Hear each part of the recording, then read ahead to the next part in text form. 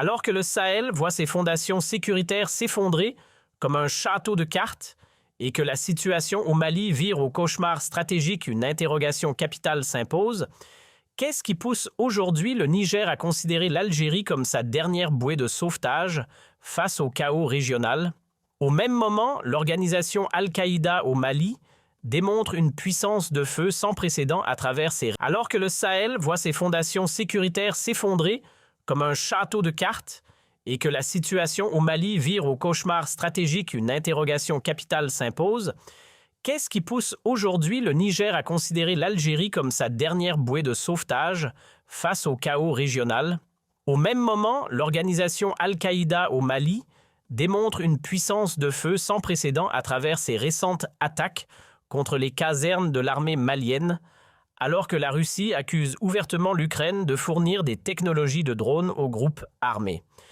Cette situation explosive révèle une vérité indéniable, tout ce contre quoi la diplomatie algérienne avait fermement mis en garde, s'est tragiquement réalisé au Mali. Une débâcle imputable à l'échec stratégique de l'officier putschiste Assimi Goïta, dont les décisions ont plongé la région dans l'incertitude. La montée en puissance du groupe de soutien à l'islam et aux musulmans GSIM dans le nord du Mali, particulièrement dans la zone de Soumpou à Tombouctou, n'est plus une simple menace lointaine. Les images diffusées par la fondation Al-Zalaka, le bras médiatique de l'organisation, montrent des combattants coordonnant des assauts sophistiqués, utilisant des motos et des véhicules tout-terrain pour submerger les positions militaires.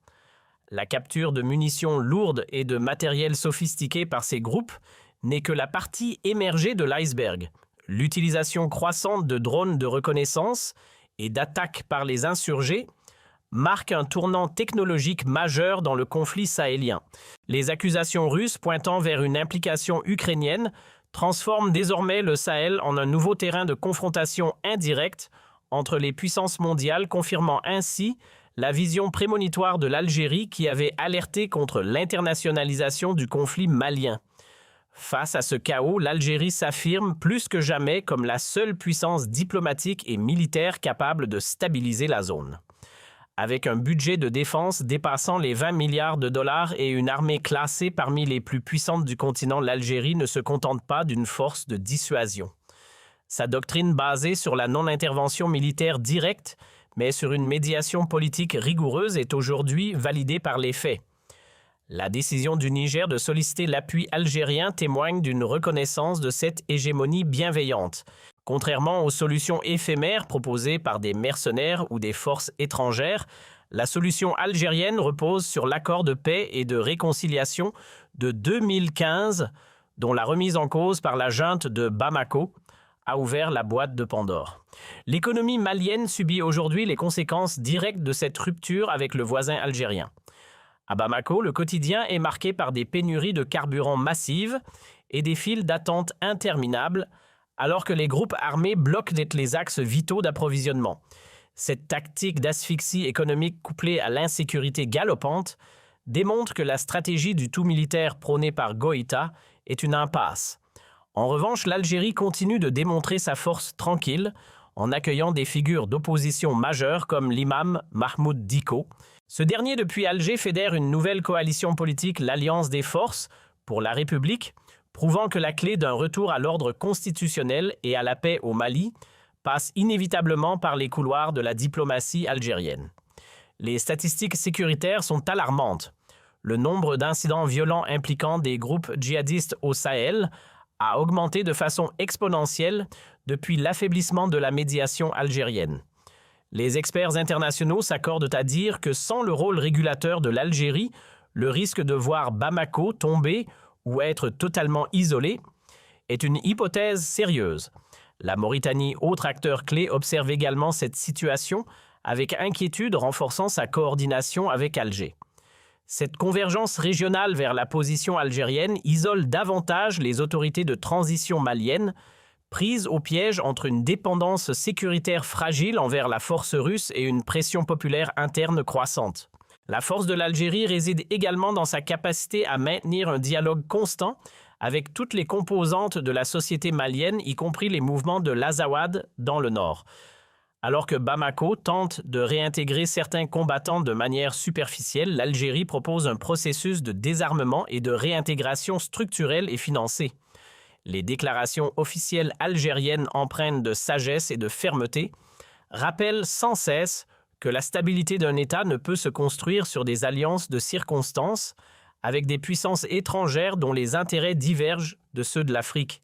C'est cette intégrité qui fait de l'Algérie le partenaire de confiance recherché par Niamey et craint par les déstabilisateurs. Il est désormais clair que la sécurité du Sahel est intrinsèquement liée à la doctrine sécuritaire algérienne.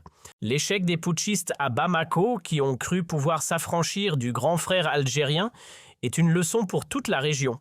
L'Algérie n'est pas seulement un voisin, elle est la colonne vertébrale de la sécurité en Afrique du Nord et au Sahel. Sa puissance diplomatique capable de naviguer entre les intérêts des grandes puissances, tout en préservant la souveraineté des États africains, est un atout unique. Le peuple algérien, fier de son armée et de sa diplomatie, voit aujourd'hui la justesse des choix de ses dirigeants confirmée par une réalité régionale brutale. En conclusion, alors que le Mali s'enfonce dans une spirale de violence et d'incertitude économique, l'Algérie se dresse comme un rempart inébranlable contre le chaos. La question n'est plus de savoir si les dirigeants maliens reviendront vers la médiation algérienne, mais quand ils le feront et dans quel état sera leur pays à ce moment-là. L'Algérie a prouvé qu'elle possède la vision, les moyens et la légitimité pour ramener la paix. Mais une question brûlante demeure face à cette démonstration de force et de sagesse de notre pays. Comment le peuple algérien perçoit-il son rôle dans le sauvetage de la région ? Pensez-vous que la junte de Bamako finira par admettre son erreur historique avant qu'il ne soit trop tard ? À cet égard, il est impératif de souligner que la résilience de l'Algérie face aux turbulences géopolitiques qui secouent le Sahel n'est pas le fruit du hasard, mais l'aboutissement d'une vision d'État profonde et d'un attachement indéfectible aux principes de souveraineté et d'unité africaine. Alors que des puissances étrangères tentent de transformer nos frontières sud en un laboratoire de conflits par procuration, l'Algérie s'impose comme le seul acteur capable d'opposer une fin de non-recevoir à ces velléités de déstabilisation. La force de notre pays ne réside pas uniquement dans l'acier de ses équipements militaires ou dans l'excellence de son renseignement stratégique, mais surtout dans cette légitimité historique qui fait de nous le grand frère respecté et écouté, celui vers qui l'on se tourne inévitablement lorsque les mirages des solutions imposées de l'extérieur s'évanouissent devant la réalité du terrain. L'histoire retiendra que l'Algérie a tendu la main avec sincérité et clairvoyance, tandis que d'autres ont préféré le tumulte des armes et l'éphémère gloire des coups d'éclat médiatiques.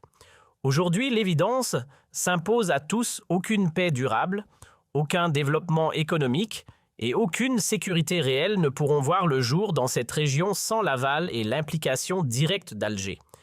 Le peuple algérien, héritier d'une révolution glorieuse, sait que la défense de la patrie commence bien au-delà de ses lignes géographiques. Elle se joue dans sa capacité à rayonner diplomatiquement et à imposer le respect de sa doctrine de paix. Face à ce tournant historique, le sentiment de fierté nationale doit nous animer plus que jamais. Car notre nation démontre au monde qu'elle est la gardienne du temple africain. Nous vous appelons citoyens et patriotes à porter ce message haut et fort. Quelle sera, selon votre analyse, la réaction finale des puissances internationales face à ce retour en force de l'hégémonie diplomatique algérienne? Pensez-vous que les dirigeants actuels au Mali auront le courage patriotique de reconnaître que le salut de leur peuple réside uniquement dans le giron algérien, loin des influences toxiques qui les utilisent comme de simples pions? Votre engagement et vos commentaires sont le reflet de cette conscience politique qui fait la grandeur de notre peuple. N'hésitez pas à partager vos réflexions les plus profondes. L'Algérie est-elle selon vous à l'aube d'une nouvelle ère où elle dictera